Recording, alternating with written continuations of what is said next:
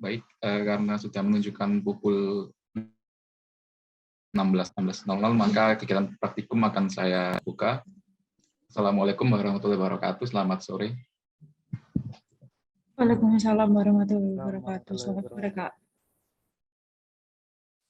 Baik, agenda hari ini yaitu modul 5, biomekanika. Sebelumnya kalian akan melaksanakan TA di pukul 16.05, yang linknya sudah ditaruh di kolom chat. Sebelumnya diharap untuk seluruh praktikan untuk on kamera terlebih dahulu. Dan jika masih ada temannya yang belum bergabung, silakan segera dihubungi. Dan sekarang mempersiapkan diri untuk melaksanakan tes awal.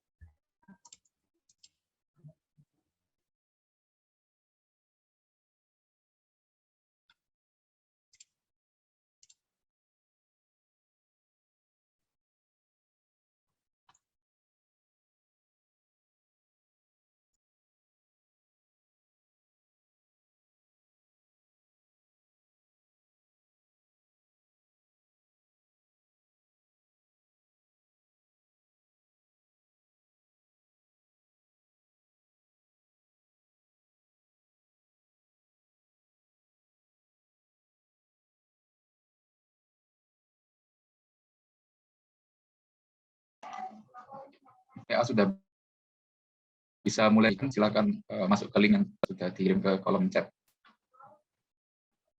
Waktunya 7 menit, dapat kalian lihat di share screen.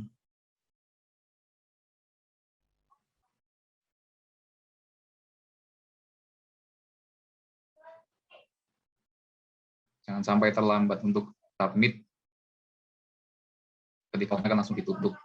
Jadi sebelum link ditutup, kalian harus melakukan submit supaya jawabannya bisa terrecord.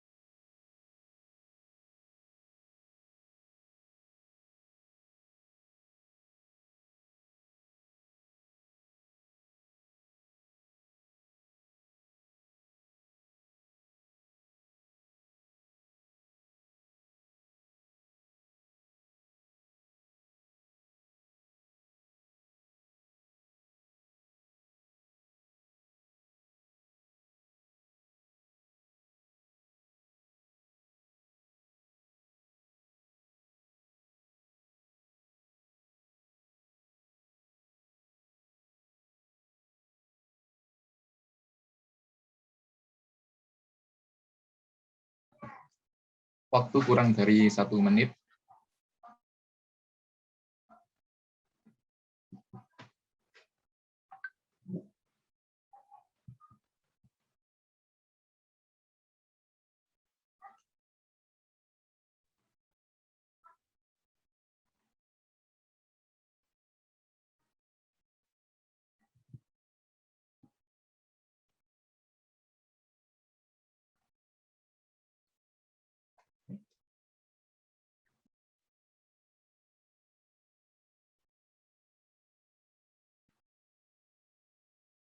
Oke, detik.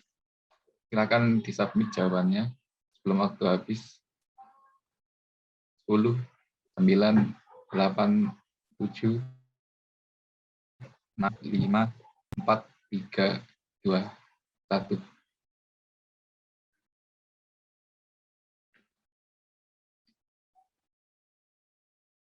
A-nya sudah ditutup. Selanjutnya pemaparan materi untuk modul 5.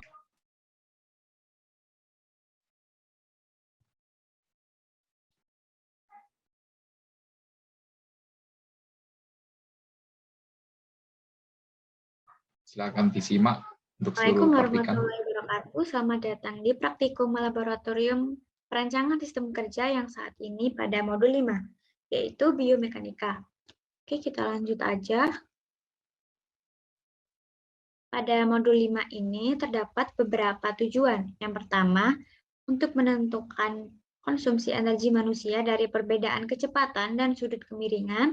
Kemudian untuk menentukan konsumsi energi manusia dari perbedaan berat pengayuh dan dari perbedaan beban tarik Rickenbacker indicator, dan yang terakhir untuk menentukan kondisi optimum dalam melakukan suatu aktivitas kerja. Apa sih biomekanika itu? Biomekanika ini merupakan ilmu yang membahas aspek-aspek mekanika dari gerakan-gerakan tubuh manusia. Biomekanika ini adalah kombinasi antara keilmuan mekanika, antropometri, dan dasar ilmu kedokteran. Biomekanika sendiri diklasifikasikan menjadi 2 bagian, yaitu general biomekanik dan occupational biomekanik. Yang general biomekanik ini dibagi lagi menjadi 2, yaitu biostatik dan biodinamik. General biomekanik ini bagian dari biomekanika mengenai hukum-hukum dan konsep dasar yang mempengaruhi organ tubuh manusia baik dalam posisi diam maupun bergerak. Sedangkan untuk occupational biomekanik ini mempelajari interaksi fisik antara pekerja dengan mesin, material, dan peralatan dengan tujuan untuk meminimumkan keluhan pada sistem kerangka otot agar produktivitas kerja dapat meningkat. Selanjutnya terdapat kalori kerja. Tiap 1 liter oksigen menghasilkan 4,8 kalori. Semakin berat kerja seseorang, maka semakin besar kalori yang dikonsumsi sampai kondisi maksimumnya. Energi kerja atau work energy ini direkomendasikan untuk kerja berat sekitar 5,2 kilokalori per menit atau 1,08 liter per menit oksigen. Sehingga 5,2 kilokalori menit ini sebagai batasan maksimum yang dapat dilaksanakan tanpa meningkatnya akumulasi asam laktat dan temperatur dalam tubuh. Kemudian bagi pekerja pria, pengaturan energi kerja sebagai berikut. Untuk 20 hingga 30 tahun ini dikalikan 100%, untuk 40 tahun ini dikalikan 96%, 50 tahun dikalikan dengan 90%, 60 tahun dikalikan dengan 80%, dan untuk 65 tahun dikalikan 75%.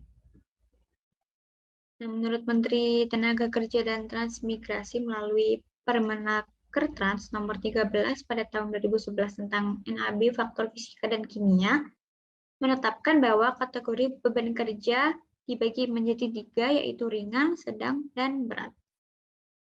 Kemudian konsumsi energi total ini terdiri dari kebutuhan kalori untuk metabolisme basal, kebutuhan kalori untuk bekerja atau work calories, kebutuhan kalori untuk pencernaan dan aktivitas seharian atau leisure calories atau di luar jam kerja. Selanjutnya ada pengukuran denyut jantung.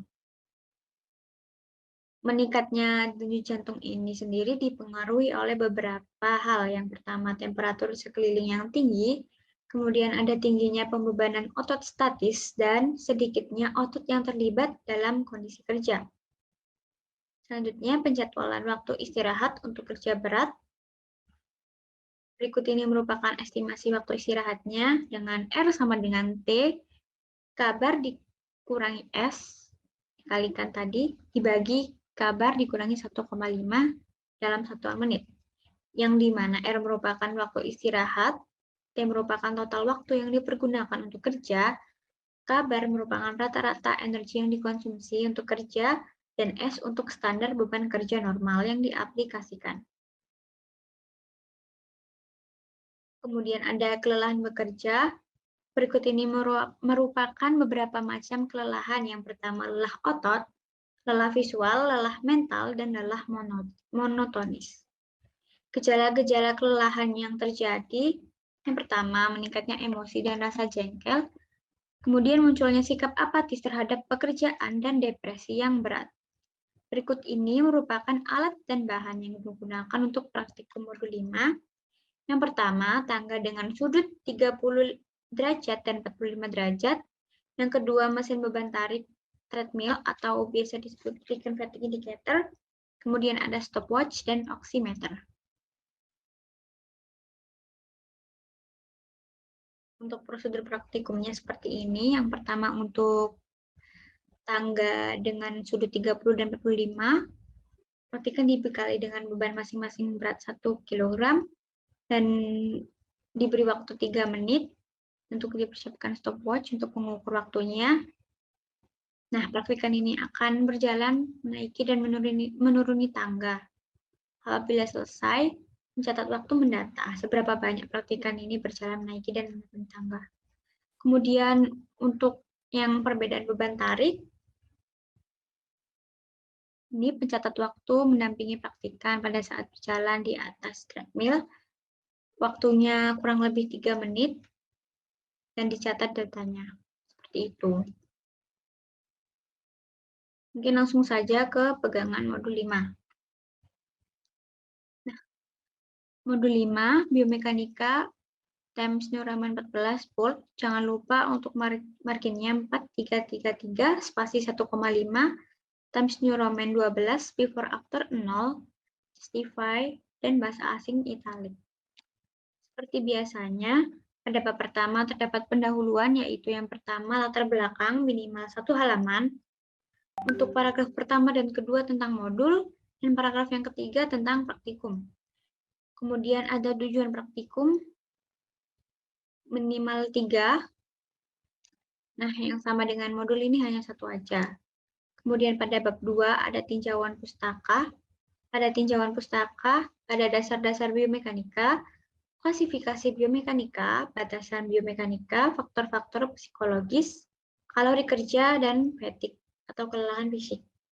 Pada tinjauan pustaka, minimal 15 halaman, minimal 2 buku, 2 jurnal, maksimal 3 internet. Jangan lupa untuk diberi citasi dan jangan anonim, maksimal 1 tabel dan 2 gambar. Pada bab 3 ada metodologi praktikum. Yang pertama, identifikasi variabel. Terdapat variabel terikat dan bebas. Kemudian ada flowchart. Jangan lupa juga keterangan gambarnya, flowchart. Nah, bab 4, hasil dan pembahasan. Ini untuk datanya sudah disediakan dan akan diupload di Google Classroom masing-masing. Kemudian langsung aja ke Minitab ya. Ini untuk yang pertama, data yang pertama kan data pengamatan denyut jantung sebelum dan sudah percobaan dengan treadmill. Pertama kita klik Start, kemudian Basic Statistik, kemudian klik One Sample T. Ini kita input yang before dan after. Kemudian hipotesis mean-nya 90. Dan klik option. Untuk confidence levelnya 95 ya. Oke. Klik OK.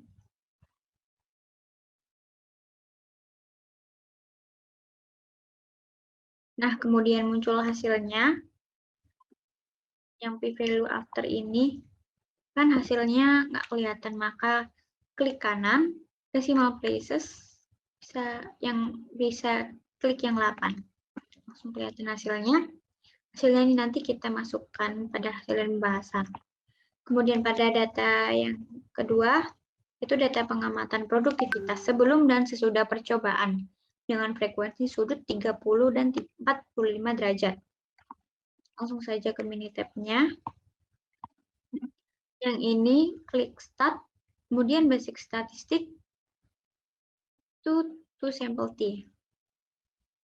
Ini pilih yang each sample is in its own column. Sampel pertama 30, sampel 2 45. Klik OK.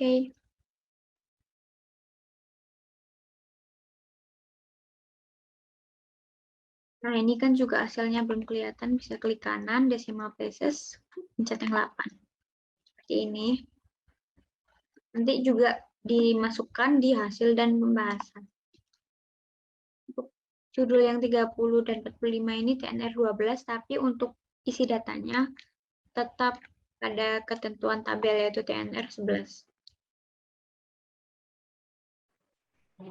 Ini jangan lupa pada hasil dan pembahasan. Untuk SS Minitab-nya seperti ini.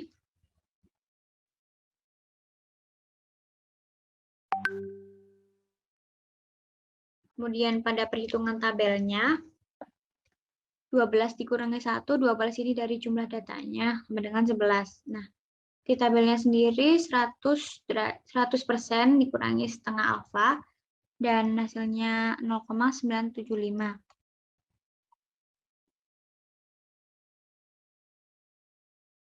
Untuk di tabelnya, maka 2,2. Bisa dilihat pada tabel T nanti yang terdapat pada lampiran. Seperti ini. Nah, untuk yang 11,95 ini tadi dari yang ini, after T value ini, kita masukkan ke grafiknya. Seperti ini. Dan H0 ditolak atau tidaknya juga dilihat dari parameternya ini.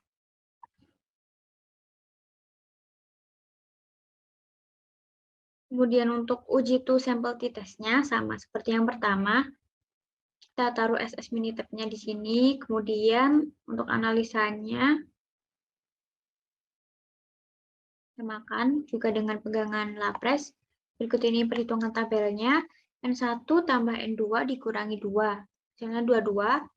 Maka di tabelnya 100% dikurangi setengah alfa, sehingga hasilnya 0,975 yang apabila kita lihat pada di tabel, menghasilkan 2,07 untuk batasannya. Ini 4,96 ini tadi dari hasil Minitab-nya ya. Ini T value-nya. Seperti itu. Untuk H0 diterima atau ditolak juga sama, samakan dengan parameter ini. Dilihat dari parameter. Nah, untuk bab 5 ini kesimpulan dan saran. Ada kesimpulannya, ada yang one sample t-test sama two sample t-test. Kemudian untuk saran minimal 3. Untuk daftar pustaka juga seperti biasanya. Minimal 2 buku, 2 jurnal, maksimal 3 internet, dan tidak boleh anonim. Untuk lampirannya, untuk di tabel. Dan tidak memerlukan footer. Seperti itu.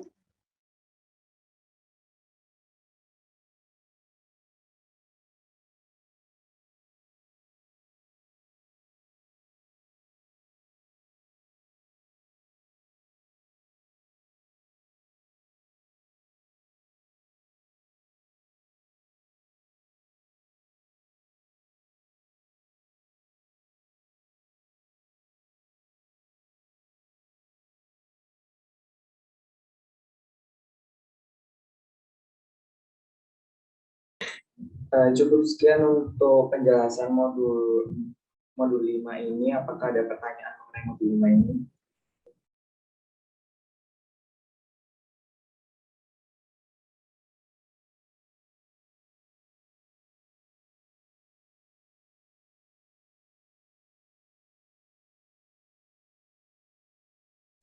Permisi Kak, saya mohon izin bertanya. Ya, silakan Wira. Baik Kak, untuk yang tadi itu mencari T-tabel itu kan 100% dikurangi setengah kali alfa. Itu alfanya didapat dari mana ya Kak?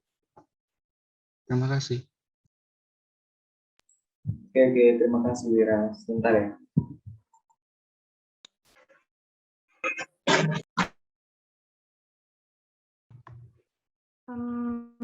Terima kasih pertanyaannya, Yuda. Mungkin langsung aku jawab aja ya. Jadi untuk yang 100 dikurangi setengah alfa itu sudah dari rumus tabelnya sendiri seperti itu. Jadi sudah ketentuannya seperti itu.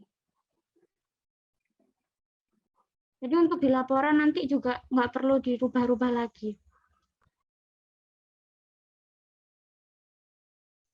Oke, terima kasih Mbak. Ya, sama-sama.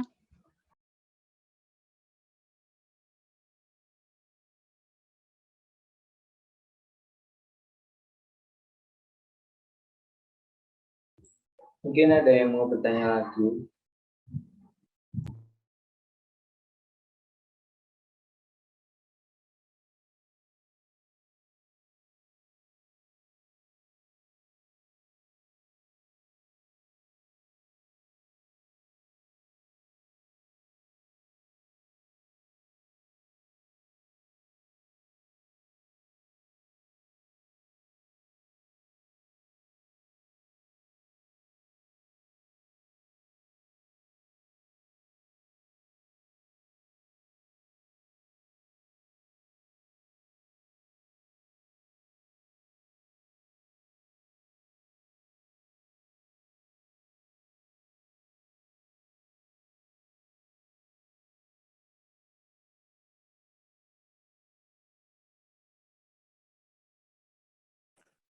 Tak ulangi lagi ya, Dek. Dari omongannya Kak Dimas, mungkin ada pertanyaan dari kalian.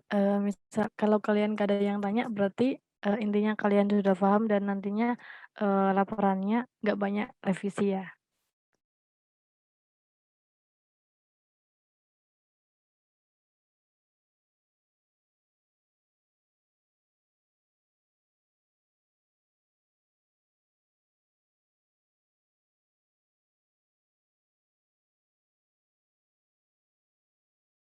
Iya, Yes. Garnis, silahkan.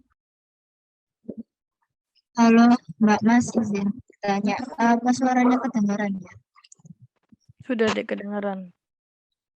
Sebelumnya maaf kalau misal berisik, mau tanya, kalau dari saya itu kurang jelas faktor dari kalori kerja sama apa faktor kalori kerja itu gimana maksudnya biar terus sama apa kalau dalam praktikum hari ini apa kalori kerjanya tuh dipakai atau enggak ya? Maksudnya tadi sinyalnya putus-putus.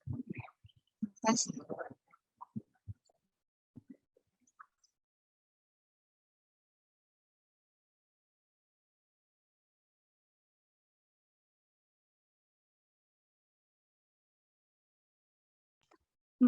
Langsung aja ya, aku izin menjawab pertanyaan dari Anggarnis. Untuk faktor kalori kerja sendiri itu berguna dan berfungsi untuk kegiatan sehari-hari. Jadi misal ada aktivitas sedang, ringan, atau berat, itu pun kalorinya itu berbeda-beda tiap 3 macam itu. Jadi disesuaikan, jangan sampai kurang seperti itu.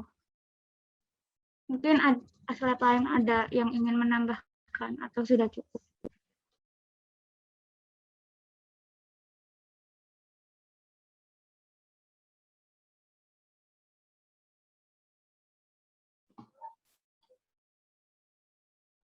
Nambahin ya. Jadi di materi modul 5 ini kan ada kalori kerja ya.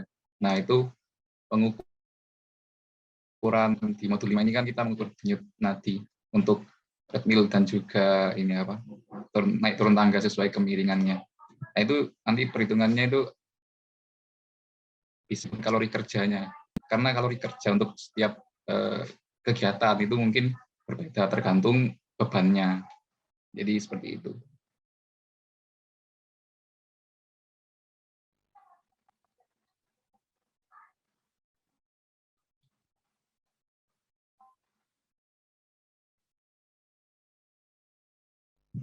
Apakah sudah jelas enggak, Miss?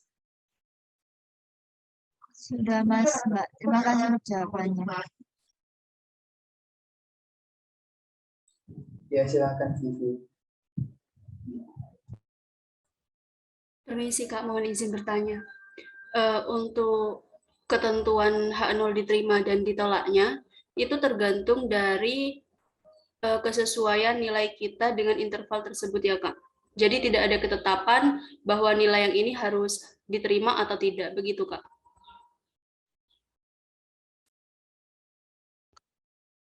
Izin langsung menjawab ya Fitriatus. Jadi untuk H0 diterima atau ditolak itu sudah ada parameternya sendiri, nanti udah ada di pegangan lapresnya. Jadi untuk parameternya itu sudah tetap, dan itu nanti kalian lihat aja di pegangan lapresnya sudah ada perhitungan tabelnya nanti berapa untuk batasannya di grafiknya itu, apakah H0 ditolak atau tidak nanti tergantung pada hasil dari Minitab kalian itu nanti dibandingkan dengan dari batasan ini, batasan grafiknya tersebut.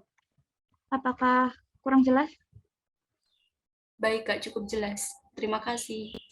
Ya, sama-sama. Ya, Vina, silakan.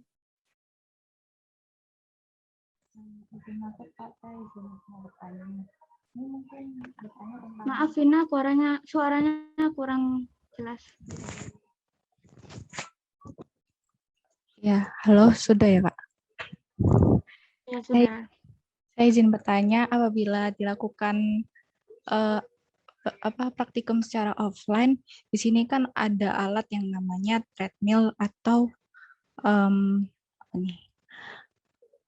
atau fatigue indikator. Nah, itu nanti kita praktikumnya itu bagaimana untuk alat itu, dan alat itu tuh seperti apa yang fatigue indikator itu. Terima kasih. Ya, mungkin terima kasih untuk pertanyaannya. Mungkin langsung saja aku jawab. Jadi mungkin untuk apabila praktikum dilaksanakan secara offline ini, jadi praktikan ini akan diukur denyut nadinya sebelum menaiki treadmill dan sesudah menaiki treadmill selama 3 menit. Seperti itu. Yang Recurrent Fatigue Indicator itu nama lainnya treadmill. Treadmill ini biasanya yang dibuat untuk olahraga itu. Yang jalan atau lari. Seperti itu.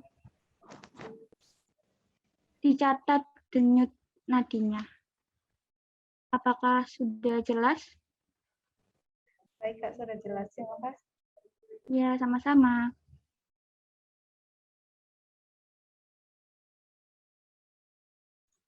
Mungkin ada pertanyaan lagi mengenai modul 5.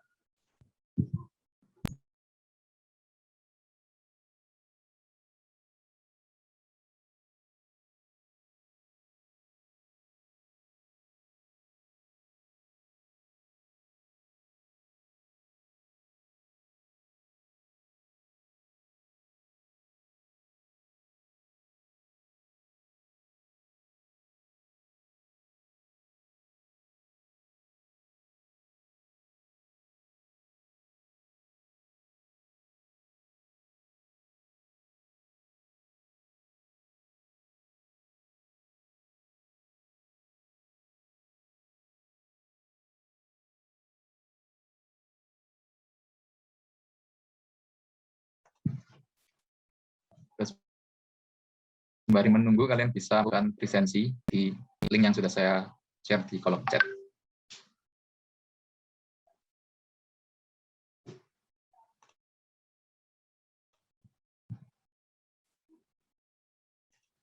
Mungkin jika Mas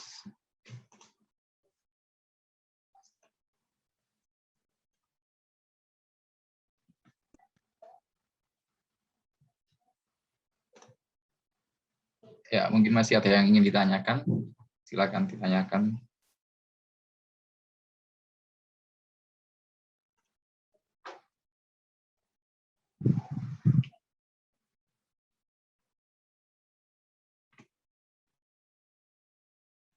Akan saya tutup untuk sesi pertanyaannya.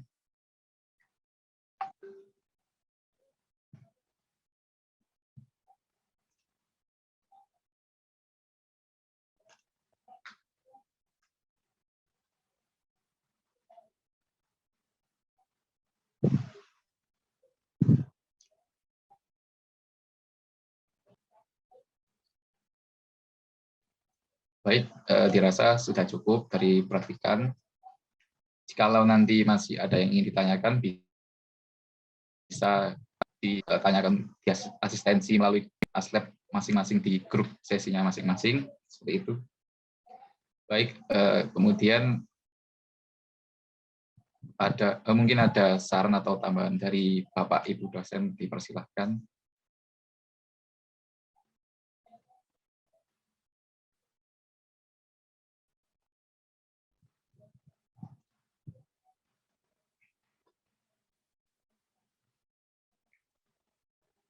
Baik, karena dirasa tidak ada di teman-teman Aslab, ada tambahan atau saran?